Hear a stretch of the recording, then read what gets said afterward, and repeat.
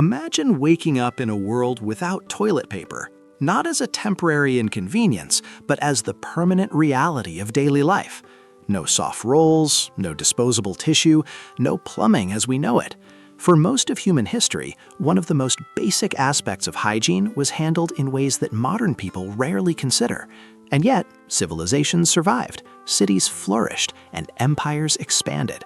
The truth is not grotesque, it is practical, resourceful, and sometimes surprisingly sophisticated. To understand it is to understand how ordinary people navigated discomfort as a normal part of existence. In medieval Europe, the most common solution was also the simplest: whatever was available. Moss, hay, straw, leaves, scraps of cloth, materials drawn directly from the surrounding environment.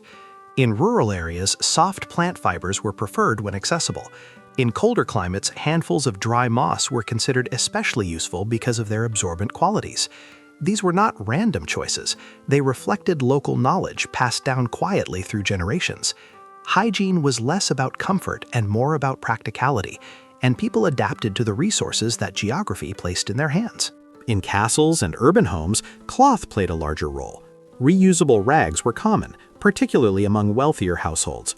These cloths were washed and reused, much like other household linens.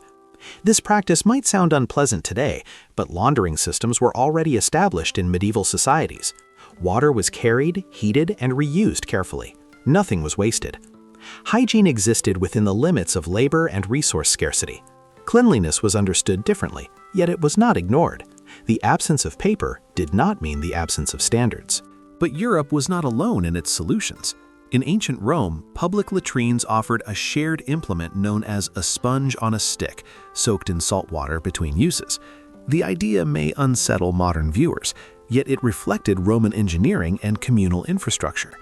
Public sanitation was organized, managed, and integrated into urban planning. Roman cities invested heavily in water systems and drainage. Hygiene in their context was collective. The tool itself was less important than the structured system that surrounded it. In parts of the medieval Islamic world, water was the primary method of cleansing. Washing practices emphasized personal cleanliness as part of daily discipline and routine. In many regions, water-based hygiene proved more sanitary than dry materials alone. These habits were structured, culturally reinforced, and widely practiced. Cleanliness was not simply physical, it carried social and moral significance.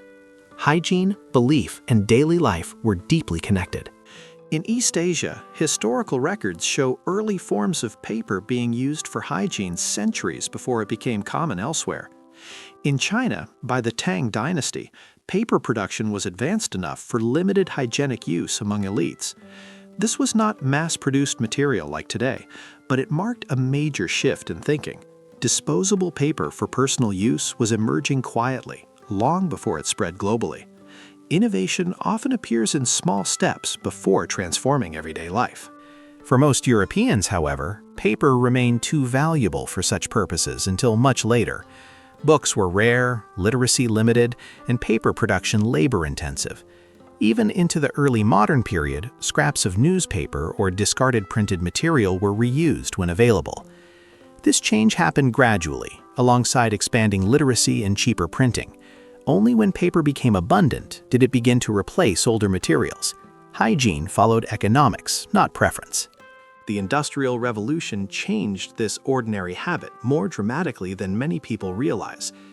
Mechanized paper production in the 19th century reduced costs and increased supply. Cities were growing rapidly, and expectations of privacy were changing.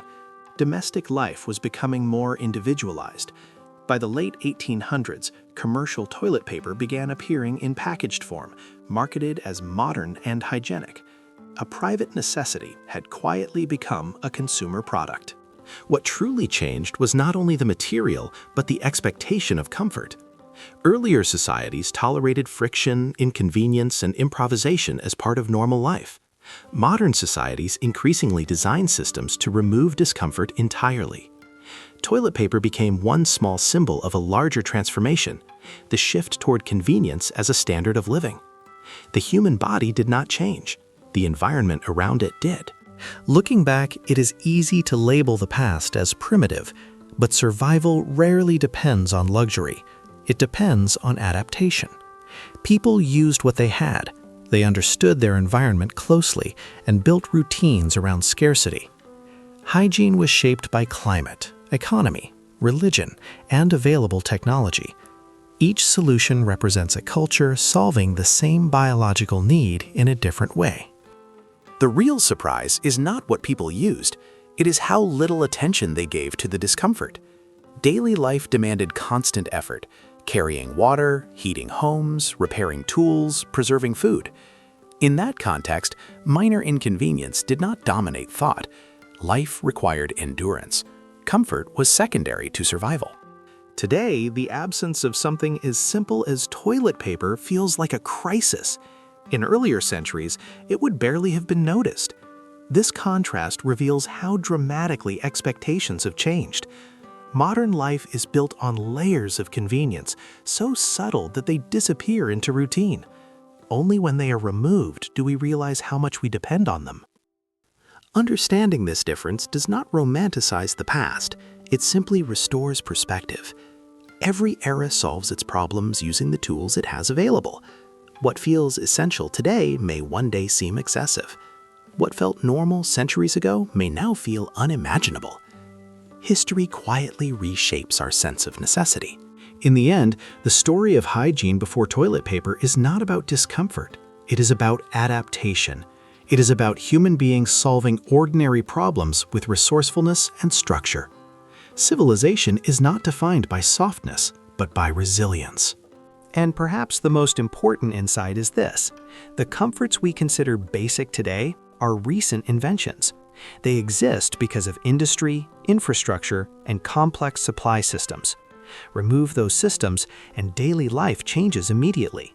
The past reminds us that comfort is not permanent, it is constructed. Seen this way, a simple roll of paper becomes something larger. It represents centuries of technological progress, economic change, and shifting expectations about daily life. Small objects often carry large histories. When we look closely at everyday habits, history becomes more personal. It is no longer about kings or wars, but about ordinary people managing ordinary needs. And in those quiet routines, we see what survival really looked like. The past was not cleaner or dirtier than the present. It was simply different. Different tools, different standards, different tolerances. But the same human need for dignity, privacy, and routine existed then, just as it does now. In the end, what changes most across history is not the body, but the definition of comfort. And that definition continues to evolve, quietly, with every new invention. That's it for today. Hope you enjoyed to take a step into the past with me. Don't forget to subscribe to the channel for more interesting information about our past, and also like the video. Thank you, and hope you to have an amazing day.